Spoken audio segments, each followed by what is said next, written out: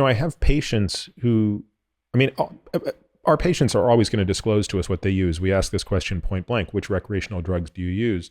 And a number of them will say, hey, 2 or 3 times a year I use cocaine, and they want to know what I think. And again, the goal in that situation is not to come across as preachy and dogmatic, but it's to sort of have a point of view and have it be grounded. And my point of view with cocaine has always been, I don't think it's worth the risk, and I don't think it's the right kind of drug because, just as much as we're now talking about a framework for drugs, I have a much simpler framework for drugs, which is it's really only got 2 levers. One is, what is the physical risk of this drug to me as an individual? So with cocaine, what is the true risk of cardiac toxicity? What is the risk of deepening physiologic dependence over time, et cetera?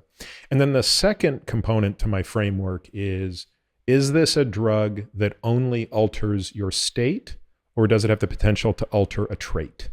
I'm borrowing that from the book called Altered Traits, which gets into this distinction.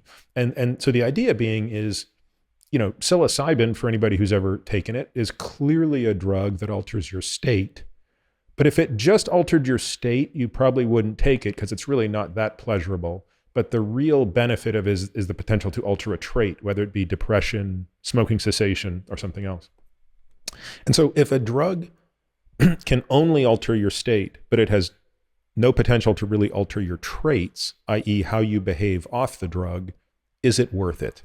And so the way I explain this to patients is I say, I don't think cocaine can do that. So therefore it has 2 strikes. It's 0 for 2 in the Peter framework. It has a physical risk that is non-trivial, and it's not going to make your life better when you're not taking it. This podcast is for general informational purposes only and does not constitute the practice of medicine, nursing, or other professional healthcare services, including the giving of medical advice. No doctor-patient relationship is formed. The use of this information and the materials linked to this podcast is at the user's own risk. The content on this podcast is not intended to be a substitute for professional medical advice, diagnosis, or treatment. Users should not disregard or delay in obtaining medical advice from any medical condition they have, and they should seek the assistance of their healthcare professionals for any such conditions. Finally, I take conflicts of interest very seriously. For all of my disclosures and the companies I invest in or advise, please visit peterattiamd.com/about, where I keep an up-to-date and active list of such companies.